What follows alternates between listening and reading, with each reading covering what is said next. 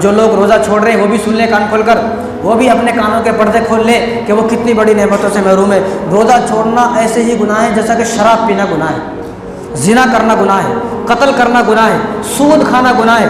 अगर मैं किसी का मर्डर कर दूँ, लोग बोलेंगे बड़ा पापी आदमी है, बड़ा कमीना आदमी है, इसको जेल में डालो, कातिल आदमी है।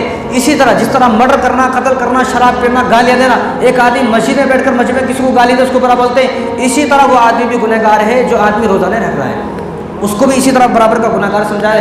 दुनिया का चोर, मेरे पैसे कोई चुरा ले, ये मेरा चोर है, ये आदमी अल्लाह का चोर है जो रोज़ा नहीं रख रहा है, अल्लाह का गद्दार है, अल्लाह से बेवफाई कर रहा, अल्लाह का दुश्मन है ये। दुनिया में आदमी मेरा दुश्मन, मैं किसी का दुश्मन हूँ, कोई मुझसे दुश्मनी कर ले तो जी सकता है, वो इंसान इंसान से दुश्मनी करके जी सकता है। भाई यहाँ उसके दुश्मन है, कहीं तो भी दूसरे स्टेट में चले जाएगा जी लेगा, फिर दूसरे स्टेट में चले जाएगा जी लेगा। लेकिन जो आदमी अल्लाह का दुश्मन है वो आदमी कैसे जी सकता है?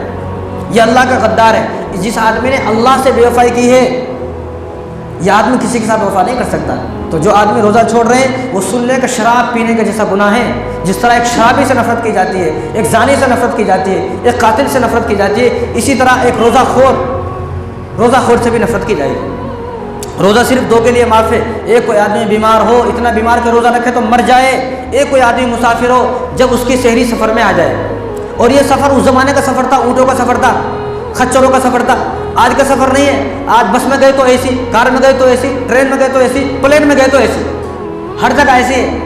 अब रोज़ा माफ़ नहीं है, अब तो आदमी रोज़ा रखे ही रखे, लेकिन इजाज़त है। लेकिन इजाज़त का मतलब ये नहीं है कि आदमी उस इजाज़त का इस्तेमाल करे, अब रोज़ा रखने की कोशिश करे। तो दो को माफ़ है और किसी को माफ़ नहीं है। बहाना लगाते हैं गर्मी बहुत है, भाई जहन्नुम की गर्मी इससे कहीं ज़्यादा है, यह गर्मी कुछ भी नहीं है।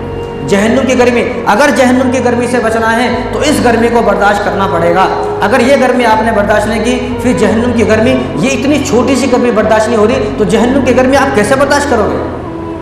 अब ये ज़माने की गर्मी और हमारे हिंदुस्तान की गर्मी अरब से ज़्यादा नहीं है।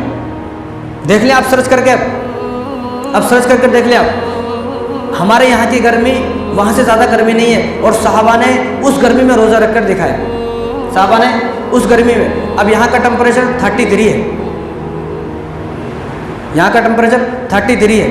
आप सर्च करके देखना जाने के बाद कि सऊदी अरब के अंदर कितने टेम्परेचर है, तो आपको मालूम होगा। सऊदी अरब के अंदर वो गर्मी में, मई जून में ऐसी गर्मी होती है कि गाड़ी का बोनेट है, वो बोनेट के ऊपर अगर अंडा फोड़ के डाल दे तो आमलेट बन जाते हैं। यहाँ बनाओ आमलेट, यहाँ कभी नहीं बनती। कितनी भी गर्मी हो जाओ, यहाँ किसी भी चीज़ में बर्तन में डाले तो आमलेट नहीं बनती, उसको चूल्हे पर चलाना पड़ता है। वहाँ चूल्हे पर चढ़ाने की ज़रूरत नहीं है, वहाँ गाड़ी के बोनेट पर डाले तो आमलेट बन जाती है। उतनी गर्मी में साहबा ने रोज़े नहीं रखे, साहबा ने रोज़े छोड़े नहीं। और हम लोग यहाँ पर, यहाँ फ़ैन है, घर में भी फ़ैन है, घर में कूलर है, ऑफिस है, ऑफिस में एसी है, और कुछ करना नहीं है। उनके लिए खाने का इंतज़ाम नहीं था, और हमारे लिए इतनी नेमत है, इतना खाना है, जगह जगह पर दावत होती है। वो ज़माने में खुद के लिए खाने को नहीं था, और यहाँ दावत हो रही, आए दिन कहीं तो भी दावत। हमारे मुसलमान भी सूंघते रहते, कहाँ की दावत, वहाँ पहुँच जाते, चलो ठीक है जाते, लेकिन दावत तो हो रही है ना। वहाँ कौन दावत करते थे? उन्होंने ना फ़ैन है, ना कूलर है, ना एसी है, ना छत है, छत की दीवारें नहीं, लकड़ी की दीवारें होती थी। उन लोगों ने कभी रोज़ा छोड़ा नहीं। और हमारे सामने इतनी सारी नेमतें हैं, इतनी सारी नेमतें और सब कुछ है, फिर भी रोज़ा छोड़ रहे हैं। तो सहाबा के ज़माने से गर्मी, सहाबा के गर्मियों के ज़माने से अब ज़्यादा गर्मी नहीं है। वो ज़माने में ज़्यादा गर्मी थी, और सहाबा से ज़्यादा परेशान लोग हम नहीं हैं, सहाबा से करीब ज़्यादा नहीं है हम। सहाबा के पास बदन पर एक कपड़ा होता था। अब कोई आदमी पूरी दुनिया में बता दे किसके पास एक कपड़ा हो? अलमारियाँ भरी हुई हैं, फिर भी शॉपिंग करने भी जाने का है, अभी 4 महीना इंतज़ार कर रही है आपका।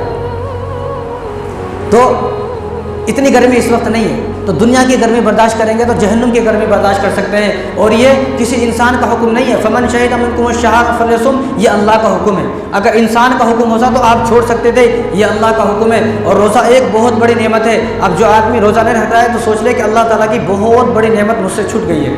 और ये शैतान का धोखा है। एक आदमी सोचता है कि मैं रोज़ा नहीं रखूँगा, अल्लाह को सब मालूम है, अल्लाह को सब मालूम है, अल्लाह माफ़ करने वाला है। अल्लाह माफ़ करने वाला है जो गलतियाँ गलती से की, जो गलती जानबूझकर कर रहा है अल्लाह उस पर माफ़ करने वाला नहीं है। जो गलतियाँ गलती से हो गई, मिस्टेक से हो गई, बेवकूफ़ी में हो गई, अनजाने में हो गई, ये अल्लाह माफ़ करने वाला, चलो गलती से हो गई। लेकिन एक आदमी जानबूझकर, सारी फजीलतें मालूम है, रोज़े के बारे में सारे अहकामात, सारी सजाएँ मालूम है, फिर भी रोज़ा रखने को तैयार नहीं है, तो ये शैतान का धोखा है। और इस आदमी से अल्लाह नाराज़ है जो रमज़ान में भी रोज़े रख रहा है। देखो, डॉक्टर के कहने से हमने बहुत कुछ चीज़ें छोड़ दी हैं। अल्लाह के कहने से हम एक टाइम का खाना नहीं छोड़ सके। एक टाइम का खाना छोड़ना है, दोपहर का खाना। सुबह भी भरपेट खा रहे, सुबह भरपेट खा पूरा दिन भूखा रहने का है, शाम को फिर भरपेट खाया, पूरा दिन भूखा रहा। दोनों टाइम भरपेट खा रहे। और फिर भी बाद लोगों की आदत है, उन्हें फजर की नमाज में भी आके बोलता मेरे को रोज़ा लग रहा, अभी खाना, अभी खाया, फिर से रोज़ा लग गया क्या? तो डॉक्टर के कहने से बहुत सारी चीज़ें छोड़ी, अल्लाह के कहने से सिर्फ एक टाइम का खाना छोड़ दे, बस एक टाइम। और आप सल्लल्लाहु अलैहि वसल्लम ने ख्वाब में देखा कि दो आदमी आप सल्लल्लाहु अलैहि वसल्लम को उठाकर लेके गए कांधों पर, दो फरिश्ते आए कांधों पर लेके गए। तो हुजूर ने फरमाया कि मुझे ख्वाब में लेके गए एक पहाड़ के पास, एक पहाड़ के पीछे मैंने देखा कि आग जल रही थी, आग, और उस आग में आदमी थे और उन आदमियों को जबड़े को कैंची से काटा जा रहा था, एक इधर से एक इधर से।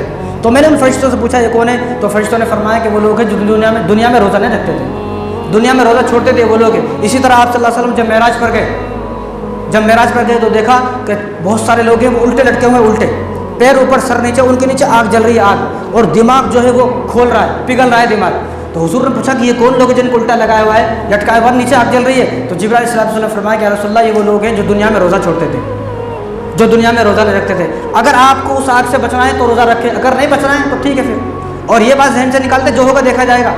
जो लोग ये बोलते हैं जो होगा देखा जाएगा, मैं उनको बोलता हूँ दुनिया के बारे में कभी नहीं सोचता, जो होगा देखा जाएगा। पूरे दिन घर में पड़ा सोता रहे और शाम में जब खाने का वक्त हो तो बोल जो होगा देखा जाएगा। पैसे कमाता तो पैसे आते हैं, ये दुनिया के पैसे हैं, कमाते तो पैसे आते हैं, आखिरत के पैसे जो रोज़े के बदले मिलेंगे। अगर जो आदमी सोता जो होगा देखा जाएगा, दुनिया के बारे में भी ये सोचे ना जो होगा देखा जाएगा।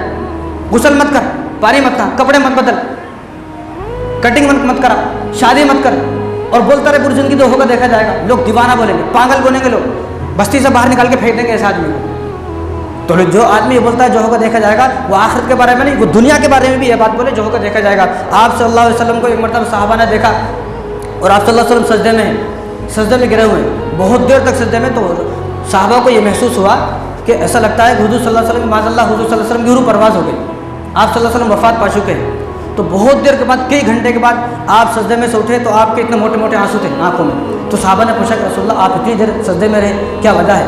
तो हुजूर सल्लल्लाहु अलैहि वसल्लम ने इरशाद फरमाया कि मैंने आज सजदा किया और मैंने सजदे में अल्लाह से ये फरमा रहा था, ये कह रहा था कि जब तक आप मेरे उम्मत की बख्शिश नहीं करोगे अल्लाह, मैं सजदे से सर नहीं उठाऊंगा, चाहे मुझे 1 महीना हो जाए सजदे में, चाहे मुझे दिल के कानों के पर्दे खोल ले, दिल के दरवाजे खोल ले, ये बात सुन ले। फरमाया हुजूर ने कि मैंने अल्लाह से आज अहद कर लिया, जब तक आप मेरी उम्मत की बख्शिश नहीं फरमाओगे मैं सजदे से उठूंगा नहीं, सजदे में रहूँगा, आप मेरी उम्मत की बख्शिश फरमाएं। तो जब अल्लाह ने जो बात बताई, जो बात इरशाद फरमाई, वो है बात।